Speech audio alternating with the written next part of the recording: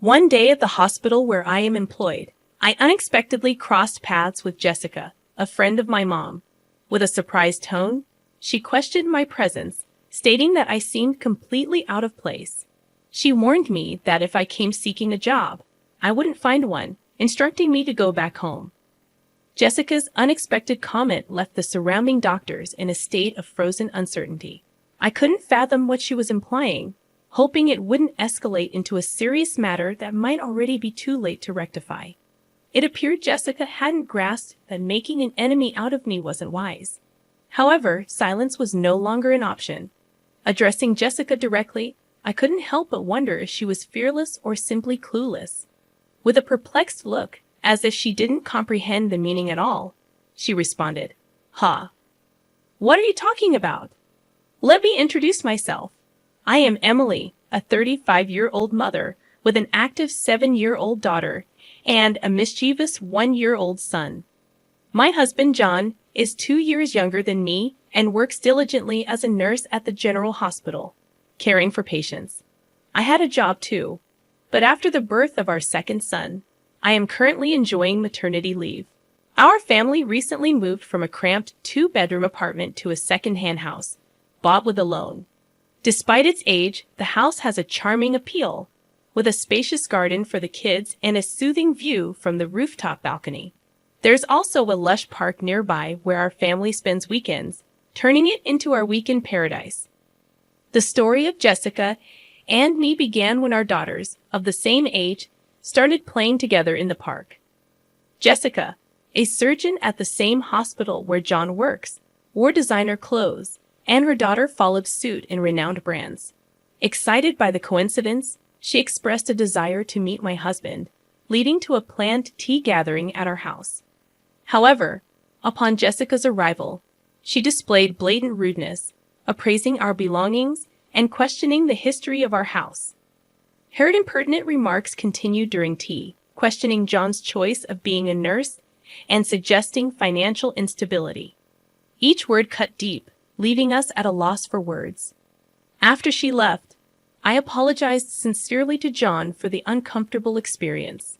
Concerned, I contemplated keeping some distance from Jessica in the future. John reassured me with a warm smile, suggesting that while it's good to make connections with neighborhood moms, it might be best not to get too involved with Jessica. As time passed, our family experienced new changes. After giving birth to our second son and celebrating his first birthday, I contemplated returning to work. With John's parents providing support with the kids, I found myself with some spare time at the hospital where my husband works, enjoying a hot coffee at the hospital cafe. I'd heard a familiar voice from behind. It was Jessica. "Oh my, isn't that Emily? It's been such a long time." "Hello, Jessica. How have you been?" "Good. What brings you here today? Are you here to see John?" I inquired. "Yes, just some errands. Maybe a job interview or something. It must be tough on just John's income, right?" Her words dripped with sarcasm, and she grinned smugly. Wanting to avoid a troublesome conversation, I responded lightly, "Well, something like that." However, Jessica continued probing with a searching gaze. "This hospital has various stores, right? So where are you working part-time? At the convenience store? Or maybe the restaurant?" After a brief silence, I curtly replied, "Sorry, it's about time for my appointment." I left the keg quickly, moving swiftly through the hospital. I took the elevator to the top floor, heading to the director's office for an important job consultation. After about an hour of discussion, I made my way to the large auditorium of the university for my next appointment. There was an important announcement from the director scheduled that afternoon, with all the hospital staff gathered. On the way to the auditorium, I ran into John.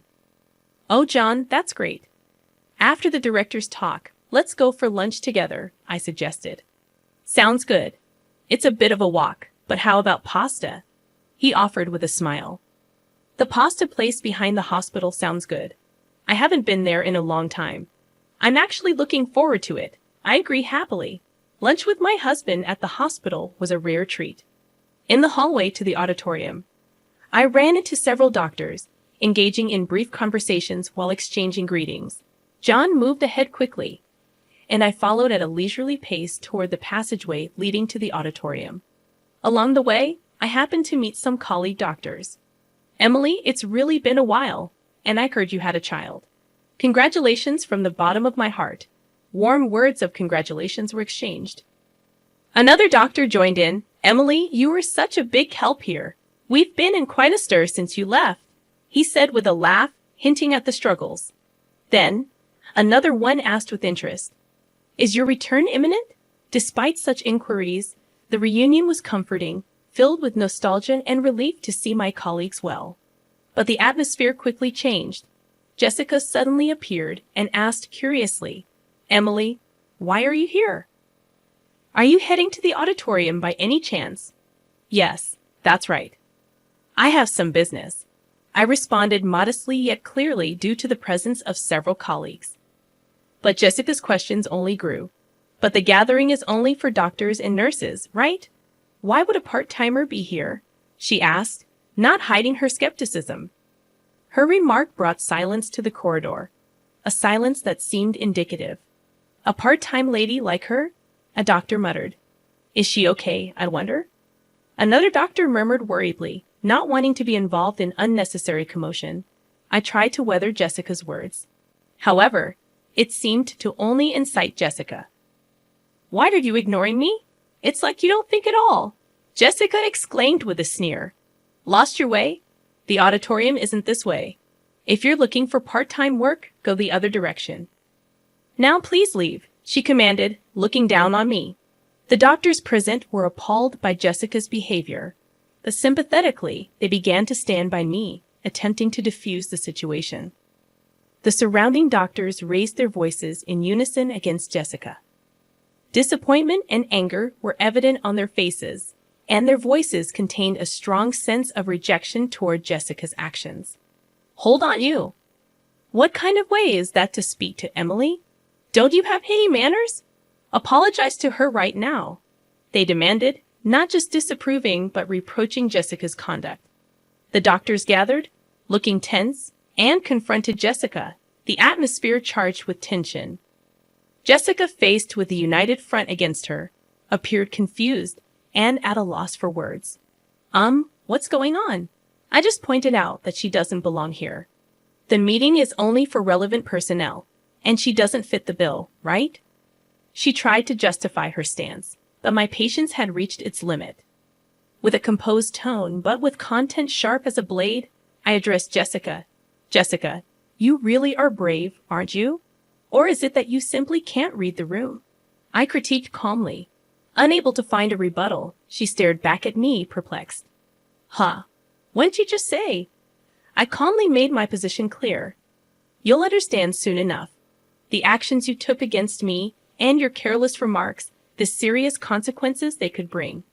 The doctors present showed no sympathy for Jessica.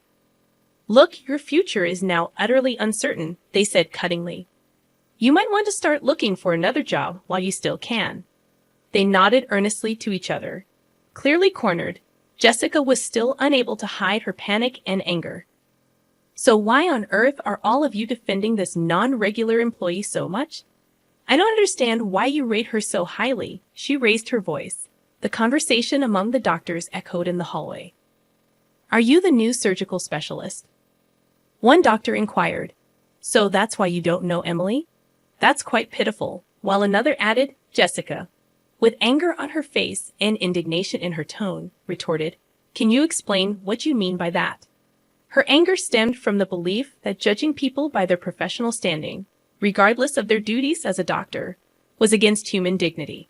The fact that someone with such values was in our workplace was deeply shocking to me, and I couldn't help but feel distrustful. Jessica seemed unaware, but in fact, I was the very person she should respect the most. The other doctors completely ignored Jessica's questions and left her with cold stares, quietly leaving the scene. Then, I stated calmly, Well, Jessica, we can talk more about this later. You may find my husband's position as a nurse pitiable, but no matter how hard you try, you can never be like John. Besides, the fact that you find meaning in competing shows a great misunderstanding on your part. Jessica became flustered. Wait a minute. Who on earth are you? You're not just a part-timer, are you? She raised her voice. I smiled secretly and replied, as I've already said, you'll come to understand shortly. And with that, I hurried off toward the auditorium. As I entered the auditorium, a large number of doctors had already gathered, and the director stood in front of the screen. Thank you all for gathering here during your busy schedules.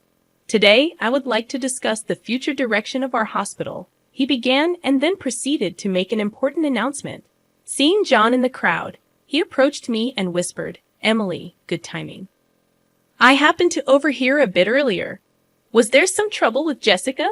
Yes, she did point out something minor, but it's not a big deal, I replied. Interestingly, it seems she has misunderstood me for a part-time worker at this hospital, I replied.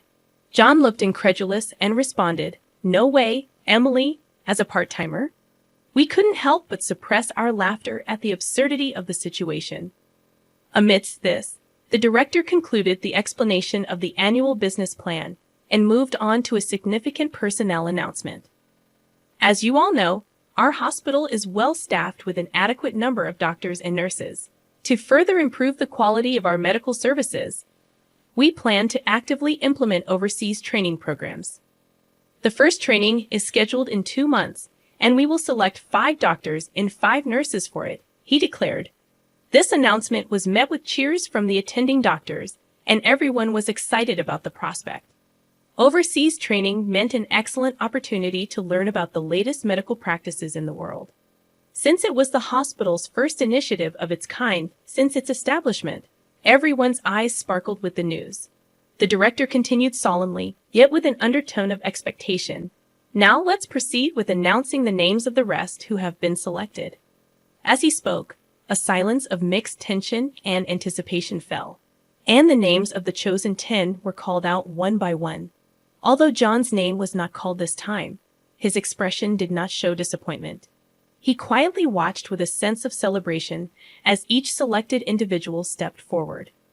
Addressing the 10 lined up on stage, the director asked, Are all of you ready in spirit for the training? Please share a word about your enthusiasm and determination. He gently encouraged them. Each gave a brief, resolute speech, reaffirming their strong intentions. After everyone had spoken, it was finally Jessica's turn.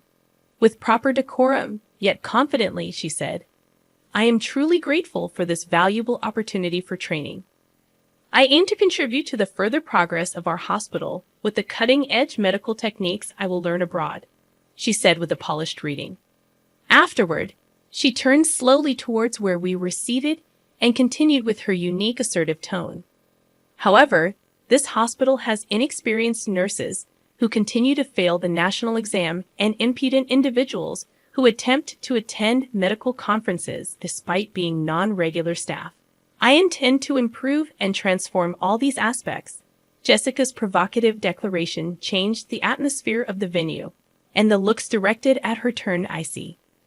Her words highlighted the hospital's tensions and how dangerous youthful overconfidence can be, especially the director's sharp gaze seemed to freeze the room, adding significant weight to the situation.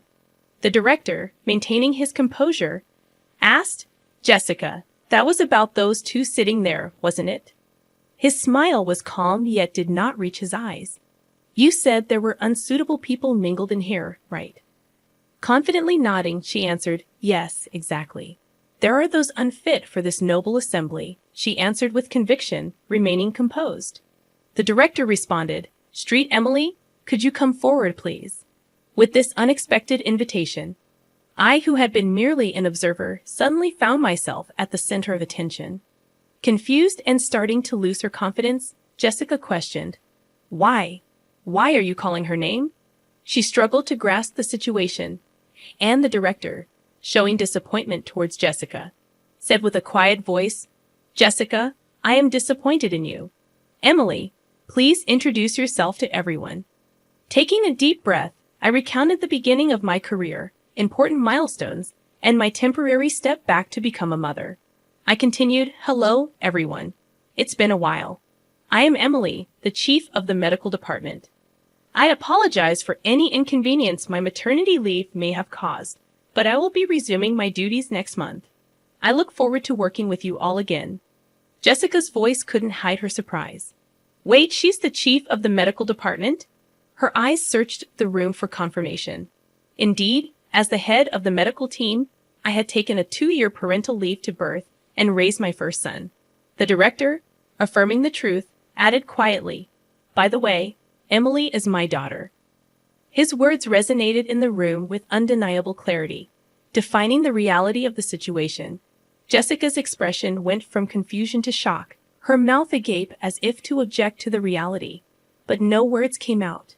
The room, filled with hospital staff, could not contain its reaction, and suppressed laughter spilled out at the unexpected turn of events. The director began speaking in a relaxed tone. "Jessica, for this upcoming overseas training, you have been assigned to be the team leader. Your deployment will be in a conflict zone in the Middle East. There is a shortage of both medication and medical equipment, and a very challenging situation is anticipated. It will be interesting to see if your abilities will be fully utilized, but don't worry, Emily will be there to support you. Learn as much as you can under her guidance." Proudly, Jessica responded with dignity. "I am a doctor too. Although I have no experience working abroad, my clinical skills and treatment records are first class. I will not allow myself to be underestimated." I replied to Jessica with a calm but firm voice. "Let me make one thing clear, Jessica. In the near future, I am going to take over the directorship of this hospital from my father. Do you understand the weight of this fact?" Jessica's expression stiffened, and seeing this, I continued, "Yes, it seems you understand. Well, depending on my decision, your future in this hospital may be affected." Jessica could no longer hide her agitation, and I calmly added, "I haven't heard such a thing." Jan intervened, calmly adding his words, "Jessica, we had not informed you about that matter beforehand. Your disrespectful attitude towards Emily may well be something you deeply regret in the future." Towards the end of the meeting, the director stated firmly, "Please, everyone, a bit of silence. Jessica, in the discussions here, in the end, results are everything. No matter how excellent you may be, that is just one aspect.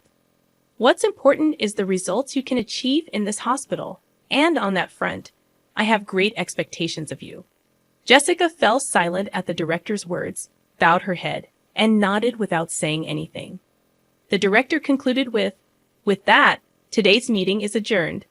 As his words ended, everyone in the auditorium stood up and returned to their respective places.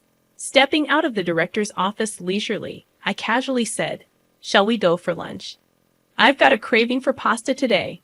Side by side with John, I started walking towards our favorite pasta place in the backyard, leaving the hospital building behind. As we were about to pass the small smoking area set up behind the hospital, I spotted Jessica, who appeared to be deep in thought, taking a drag of her cigarette. The moment our eyes met, Jessica awkwardly looked away. At that instant, a sudden event caught our attention. A loud crash sounded, and right before our eyes, a car had rear-ended another in an accident. Jen and I sprang into action immediately. The area was nearly deserted, so it was crucial for us to move quickly to help. "Are you okay?" John called out with concern and quickly checked on the people involved in the accident. One was the driver in the car that was hit, and the other was a pedestrian who happened to be walking by. Jessica also rushed to the accident scene, following us, but seemed overwhelmed by the chaos. Acting on her medical instincts, I began to give directions. "John, quickly get that man into a safe position and check his pulse." Jan moved promptly, following my instructions and beginning his actions. As an emergency nurse, John had been granted special opportunities to accumulate frontline medical experience, including attending surgeries conducted by me. I had trained him rigorously, and he had developed exceptional practical skills. I then directed Jessica with calm and clarity. "Jessica, check if that elderly person is bleeding and assess their level of consciousness." However, Jessica seemed paralyzed by the seriousness of the situation, standing still without moving. My voice grew firmer as I insisted, "Jessica, do you understand what I'm saying? Please respond quickly." Her voice had a hint of tension as Jessica replied, "Ah, yes. What should I do?" Her panic was evident, and instead of helping, it seemed to add to the confusion at the scene. I rebuked Jessica firmly yet patiently. "Don't you know what to do in an emergency? I doubt you're even a surgeon." Jessica responded with an attitude that could be perceived as anger, saying, "That's not true. There's nothing I can't do." However, her actions, though active, clearly lacked effective measures, and she was just bustling about the scene. I then looked to John. "John, could you measure that elderly person's blood pressure and make sure there's no bleeding?" I gave the orders with composure. John promptly replied, "Understood," and began to prepare for controlling the situation. The accident scene began to regain some order with a swift response from me and Jan. John spoke to Jessica with an unusual sternness. "Jessica, come over here and help," he directed. Jessica complained. "What do you mean? A nurse asking for such a thing?" But John cut her off. "This is no place for someone who can't do anything. If you're not going to be of help in this critical moment where lives are at stake, please step back," he said decisively. Jessica was at a loss for words and stepped back from the scene silently. John reviewed the situation and reported to me, "The vitals are stable, but there might be internal damage. We should conduct a thorough examination as soon as possible." As professionals, they demonstrated readiness to collaborate with other medical staff around them, doing their best for the patients. I directed the response with a steady demeanor. "Let's begin the procedures then. The driver over there seems to be disoriented, but I don't see any serious symptoms. Let's move him out of here." I then turned to Jessica. "Could you please call an ambulance on your cell phone?" Despite my words, Jessica stood frozen, unable to move. I addressed Jessica with suspicion. "Jessica, I'm speaking to you. Do you hear me?" Jessica seemed confused, hesitatingly murmuring, What's the number for the ambulance again?" Jan intervened. "Just give me that phone."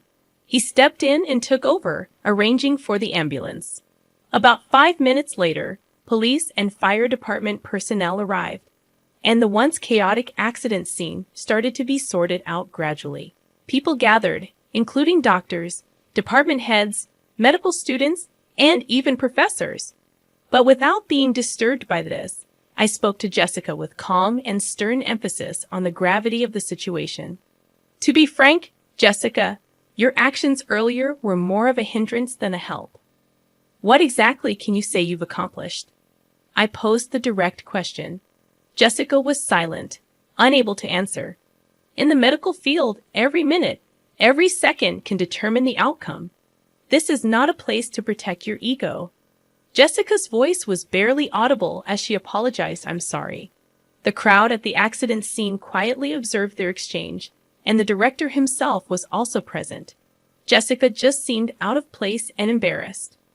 I continued, addressing Jessica. "You've looked down on Jan as just a nurse, but the fact is your positions are different. There's no meaning in comparing you and John. He is one of the most competent nurses in this hospital. Can't you see now how powerless and insufficient your actions were in this situation?" I confronted Jessica with the truth. Jessica retorted somewhat stubbornly, "If I had more experience in emergency situations, I could handle it perfectly well." But John sensed the uncertainty behind her words and calmly exposed her vanity. "You're always driven by a desire to have your accomplishments recognized. However, contrary to the superficial appraisal, your actual skills in the field are still immature. You've just demonstrated that fact yourself," he asserted. He continued, adding insult to injury. "You say you'll gain experience in emergency treatment in the future, but this moment is also a practical situation.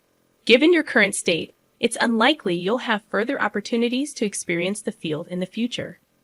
Jessica's confidence began to show cracks, and she seemed on the verge of tears, conscious of the surrounding eyes. Yet, the medical field, dealing with lives, demands proper judgment and strictness. Therefore, I had to convey a decision that would impact Jessica's future. "Jessica, I regret to say this, but your name will be removed from the Overseas Training Program candidate list," I declared. Jessica was taken aback. I looked to the director for confirmation. Father, this decision is acceptable, correct?